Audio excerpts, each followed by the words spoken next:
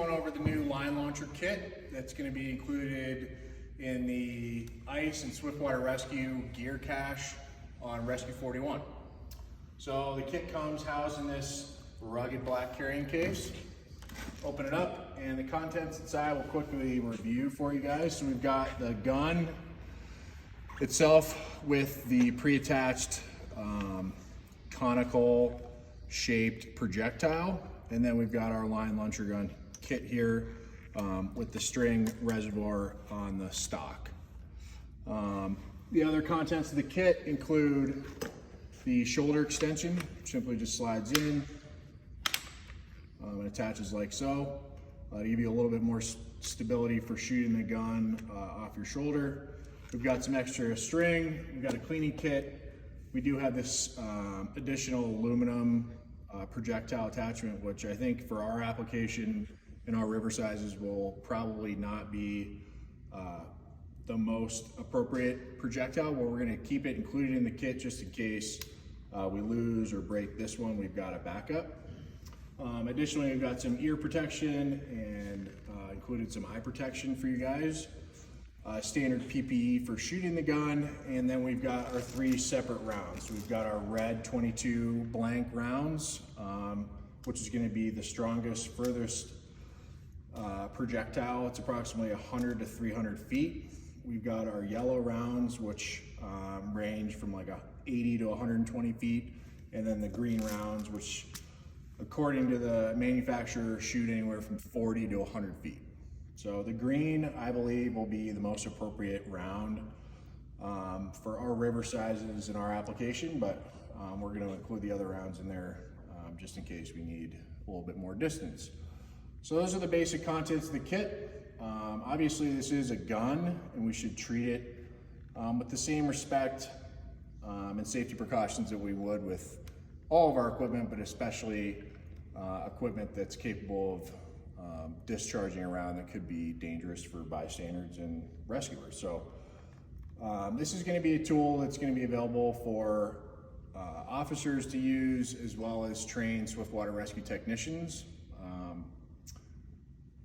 just to maintain consistency in the training, just making sure that the right people are firing this tool. We're going to limit the folks to the Swiftwater team.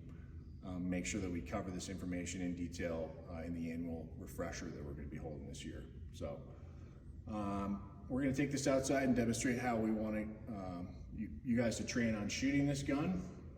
And then again, for the practical day sessions in June, second week in June this year, we're going to be practicing shooting this and make sure all you guys feel comfortable using this device.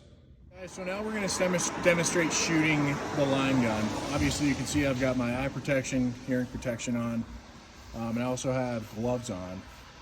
The reason for the gloves is the retrieval of this thin line. So once we fire the gun, we're going to want to quickly retrieve this line, especially in a swiftwater application where the water is going to be very quickly pulling the line downstream. We want to make sure that once we discharge the gun, we set it down on the ground and we quickly retrieve this line.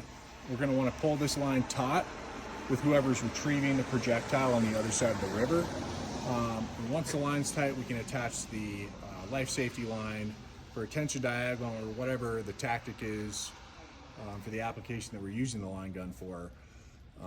But in theory, the primary use is being able to get a line across to an island or a group of victims that are entrapped at a distance away where it's not easily reached by either a throw bag or sending a swimmer across the river.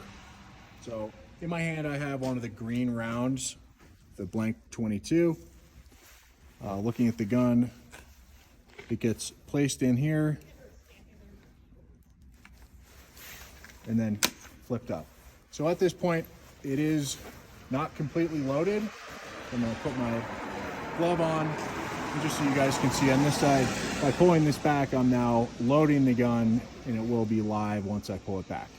Just please take into consideration, again, once this thing is loaded, this projectile at close range could definitely be a serious hazard to rescuers and bystanders. So I'm going to make sure that we have proficient, trained people loading and operating the gun, but just also make sure that once it's loaded, everyone around us knows that we do have a loaded weapon. So loaded, I'm aiming the gun, and I'm gonna fire.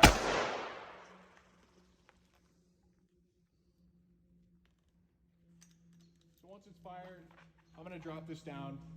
The load is no longer in there. And as you can see, it basically went the distance based on the angle that I was firing it, the length of this pad. So probably about 60 yards.